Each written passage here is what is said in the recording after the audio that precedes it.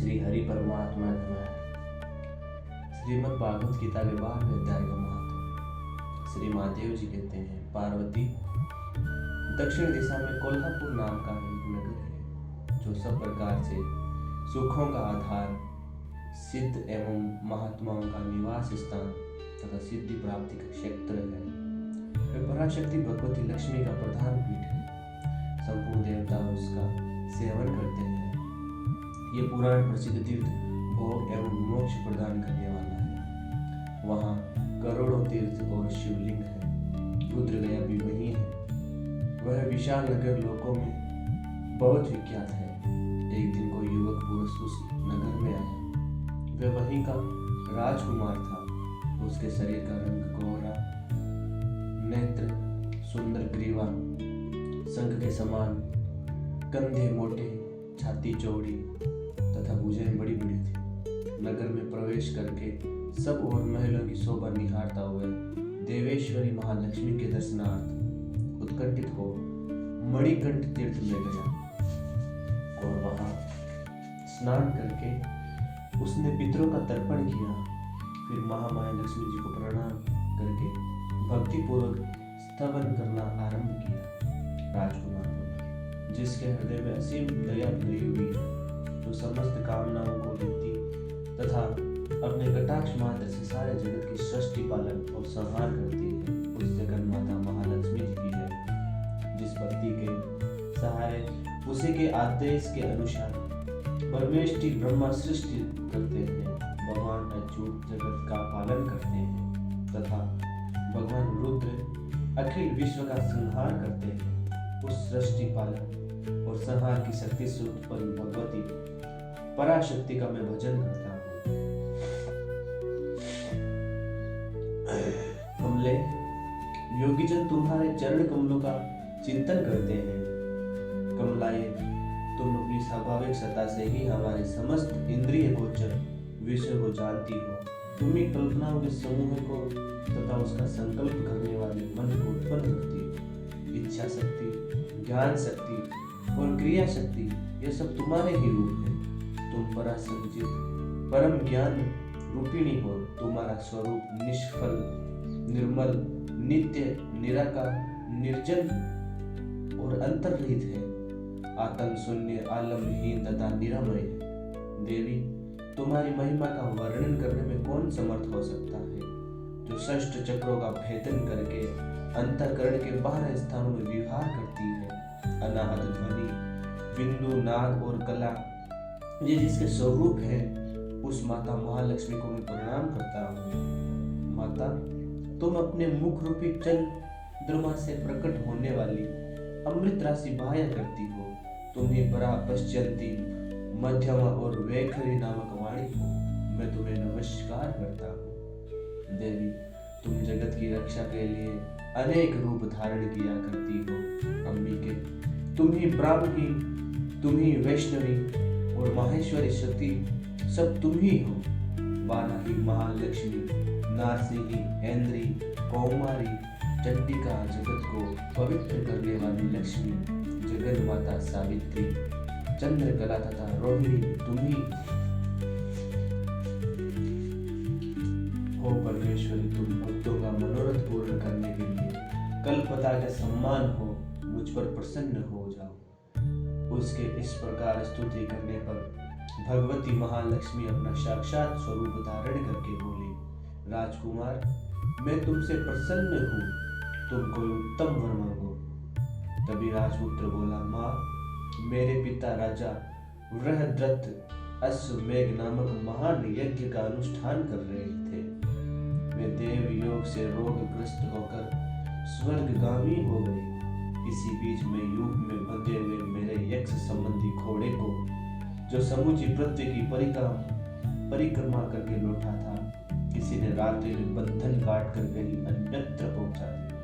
उसकी खोज में मैंने बहुत कुछ लोगों को भेजा था, किंतु वे कहीं भी उसका पता न पाकर जब खाली हाथ लौट आए हैं, तब सब रीति जो से आज्ञा लेकर मैं तुम्हारी शरण में आया हूँ। माता, यदि तुम मुझ पर प्रसन्न हो तो मेरे यज्ञ का घोड़ा मुझे मिल जाए, जिससे यज्ञ पूर्ण हो सके।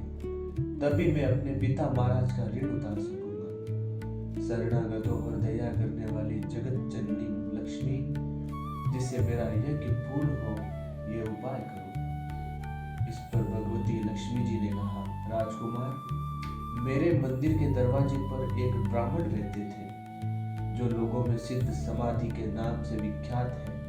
वे मेरी आज्ञा से तुम्हारा सब काम पूरा कर देंगे। माँ लक्ष्मी के इस प्रकार कहने पर राजकुमार उस स्थान पर आए जहाँ सिद्ध समाधि रहते थे। उनके चरणों में प्रणाम करके राजकुमार चुपचाप हाथ जोड़े खड़े हुए। तब ब्राह्मण ने कहा, तुम्हें माता जी ने यहाँ भेजा है। अच्छा देखो, मैं तुम्हारा सारा अभिष्ट कार्य सिद्ध करता हूँ। यो कहकर मंत्रवेता ब्राह्मण ने सब देवताओं को वहीं खींचा। राजकुमार ने देखा, उस समय सब देवता हाथ जोड़े थर थर कांपते हुए वहां उपस्थित हो गए। तब उन श्रेष्ठ ब्राह्मणों ने समस्त देवताओं से कहा, देवगण, इस राजकुमार का अश्व जो यज्ञ के लिए निश्चित हो चुका था, रात में देवराज इंद्र ने चुराकर अन्यत्र पहुंचा दिया है। उसे शीघ्र ले आओ। तब देवताओं ने मुनि के कहने से यज्ञ का घोड़ा लाकर दे दिया। उसके बाद उन्होंने उन्हें जाने की आज्ञा दी। देवताओं का आकर्षण देखकर तथा खोए हुए अश्व को पाकर राजकुमार ने मुनि के चरणों में प्रणाम करके कहा, महर्षि, आपका यह सामर्थ्य आश्चर्यजनक है। आप ही ऐसा कार्य कर सकते हैं, दूसरा कोई नहीं। ब्राह्मण, मेरी प्रार्थना सुनिए। मेरे पिता राजा बृहद्रथ अश्वमेध यज्ञ का अनुष्ठान आरंभ करके देवयोग से मृत्यु को प्राप्त हो गए हैं। अभी तक उनका शरीर तपाए हुए तेल में सुखाकर मैंने खड़ा करके छोड़ा है। साधु श्रेष्ठ, आप उन्हें पुनः जीवित कर दीजिए। यह सुनकर महामुनि ब्राह्मण ने किंचित मुस्कुराकर कहा, चलो, जहाँ यज्ञ मंडप में तुम्हारे पिता मौजूद है, चले। तब सिद्ध समाधि ने राजकुमार के साथ वहां जाकर जल अभिमंत्रित किया और उसे उत्सव के मस्तक पर रखा। उसके रखते ही राजा सचेत होकर उठ बैठे। फिर उन्होंने ब्राह्मण को देखकर पूछा, धर्म स्वरूप आप कौन हैं? तब राजकुमार ने महाराज से पहले का सारा हाल सुना। राजा ने अपने को पुनः जीवन दान देने वाले ब्राह्मण को नमस्कार करके पूछा, ब्राह्मण, किस पुण्य से आपको यह अलौकिक शक्ति प्राप्त हुई है? उनके यूं कहने पर ब्राह्मण ने मधुर वाणी में कहा, राजन, मैं प्रतिदिन आलस्य रहित होकर गीता के 12वें अध्याय का जप करता हूँ। उसी से मुझे ये शक्ति मिली है जिससे तुम्हें जीवन प्राप्त हुआ है।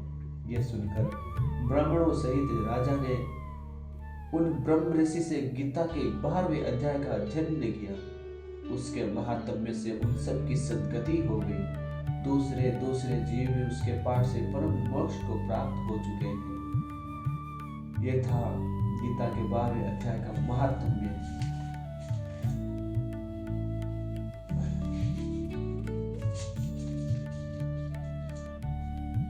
ओम श्री हरि परमात्मा नमः। 12वां अध्याय। इस प्रकार भगवान के वचनों को सुनकर अर्जुन बोले, हे मनोमोहन, जो अनन्य प्रेम भक्तजन इस पूर्वोक्त प्रकार से निरंतर आपके भजन ध्यान में लगे हुए, आप सगुण रूप परमेश्वर को अति श्रेष्ठ भाव से उपासते हैं और अविनाशी सच्चिदानंद घन निराकार को ही उपासते हैं। उन दोनों प्रकार के भक्तों में अति उत्तम योगवेता कौन है? इस प्रकार अर्जुन के पूछने पर श्री कृष्ण भगवान बोले, हे अर्जुन, मेरे में मन को एकाग्र करके निरंतर मेरे भजन ध्यान में लगे हुए जो भक्तजन अतिशय श्रेष्ठ श्रद्धा से युक्त हुए मुझ सगुण रूप परमेश्वर को पूजते हैं, वे मेरे को योगियों में भी अति उत्तम योगी मानते हैं, अर्थात उनको मैं अति श्रेष्ठ मानता हूँ। और जो पुरुष इंद्रियों के समुदाय को अच्छी प्रकार वश में करके मन बुद्धि से भरे सर्वव्यापी एकत्रीय स्वरूप और सदा एक रस रहने वाले नित्य अचल निराकार अविनाशी सच्चिदानंद घन ब्रह्मा को निरंतर एक ही भाव से ध्यान करते हुए उपासते हैं, वे हुए संपूर्ण भूतों के हित में रत हुए और सब में समान भाव वाले योगी भी मेरे को ही प्राप्त होते हैं। किंतु उन सच्चिदानंद घन निराकार ब्रह्मा में आसक्त हुए चित्त वाले पुरुषों के साथ क्लेश अर्थात परिश्रम विशेष है, क्योंकि देहाभिमानियों से अव्यक्त विषय गति दुख पूर्वक प्राप्त की जाती है। अर्थात जब तक शरीर में अभिमान रहता है तब तक शुद्ध सच्चिदानंद निराकार ब्रह्मा में स्थित होना कठिन है। और जो मेरे परायण हुए भक्त जन संपूर्ण कर्मों को मेरे में अर्पण करके मुझ सगुण रूप परमेश्वर को ही तैल धारा के सदृश अनन्य ध्यान योग से निरंतर चिंतन करते हुए बसते हैं, हे अर्जुन, उन मेरे में चित्त को लगाए वाले प्रेमी भक्तों का मैं शीघ्र ही मृत्यु रूप संसार समुद्र से उद्धार करने वाला होता। इसलिए हे अर्जुन, तू मेरे में मन को लगा, मेरे में ही बुद्धि को लगा, इसके उपरांत तू मेरे में ही निवास करेगा, अर्थात मेरे को ही प्राप्त होगा। इससे कुछ भी संचय नहीं है कि यदि तू मन को मेरे में अचल स्थापन करने के लिए समर्थ नहीं है तो हे अर्जुन, अभ्यास रूप योग के द्वारा मेरे को प्राप्त होने के लिए अच्छा कर। यदि तू ऊपर कहे हुए अभ्यास में भी असमर्थ है तो केवल मेरे लिए कर्म करने के ही परायण हो। इस प्रकार मेरे अर्थ कर्मों को करता हुआ भी मेरी प्राप्ति रूप सिद्धि को ही प्राप्त होगा। और यदि इसको भी करने के लिए असमर्थ है तो जीते हुए मन वाला और मेरी प्राप्ति रूप योग के शरण हुआ सब कर्मों के फल का मेरे लिए त्याग कर, क्योंकि मर्म को न जानकर किए हुए अभ्यास से परोक्ष ज्ञान श्रेष्ठ है और परोक्ष ज्ञान श्रेष्ठ से मुझ परमेश्वर के लिए स्वरूप का ध्यान श्रेष्ठ है, तथा ध्यान से भी सब कर्मों के फल का मेरे लिए त्याग करना श्रेष्ठ है और त्याग से तत्काल ही परम शांति होती है। इस प्रकार शांति को प्राप्त हुआ जो पुरुष सब भूतों में द्वेष भाव से स्थित एवं स्वार्थ रहित सबका प्रेमी और हेतु रहित दयालु है तथा ममता से रहित एवं अहंकार से रहित सुख दुखों की प्राप्ति में सम और क्षमावान है, अर्थात अपराध करने वाले को भी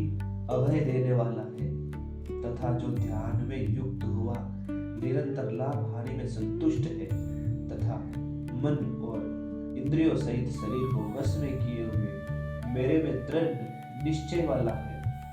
वे मेरे में अर्पण किए हुए मन बुद्धि वाला मेरा भक्त मेरे को प्रिय है, जिससे कोई भी जीव उद्वेग को प्राप्त नहीं होता है और जो स्वयं भी किसी जीव से उद्वेग को प्राप्त नहीं होता है तथा जो हर्ष एवं भय और उद्वेग आदि से रहित है, वे भक्त मेरे को प्रिय है।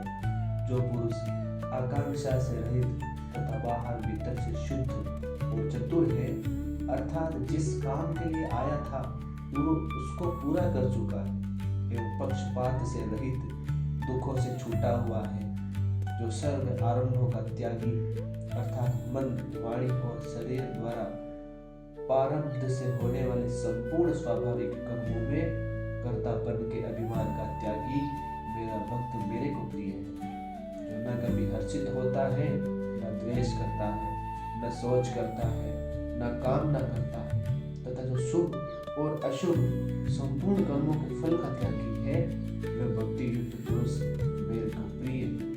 जो पुरुष शत्रु मित्र में और मान अपमान में सम है, सर्दी गर्मी और सुख दुख आदि द्वंद्वों में भी सम है, सब संसार में आसक्ति से रहित है, तथा जो निंदा स्तुति को सम्मान समझने वाला मननशील से अर्थात ईश्वर के स्वरूप का निरंतर मनन करने वाला है एवं जिस किस प्रकार से भी शरीर का निर्वाह होने में सदा ही संतुष्ट है और रहने के स्थान में ममता से रहित है, वह स्थिर बुद्धि वाला भक्तिमान पुरुष मेरे को प्रिय है। और जो मेरे परायण वे अर्थात मेरे को परम आश्रय और परम गति एवं सबका आत्मिक रूप और सबसे परे परम पूज्य समझकर विशुद्ध प्रेम से मेरी प्राप्ति के लिए तत्पर हुए श्रद्धा युक्त पुरुष इस ऊपर गए हुए धर्ममय अमृत को निष्काम भाव से सेवन करते हैं, वे मेरे को अतिशय प्रिय। ओम श्री हरि परमात्मा नमः। इति श्रीमद् भागवत गीता रूपी उपनिषद एवं ब्रह्म विद्या तथा योग शास्त्र विषय श्री कृष्ण और अर्जुन के संवाद में भक्ति योग नामक 12वां अध्याय संपूर्ण। ओम नमः शिवाय। ओम गुरुदेवाय। श्री हरि परमात्मा नमः। श्री भगवते वासुदेव।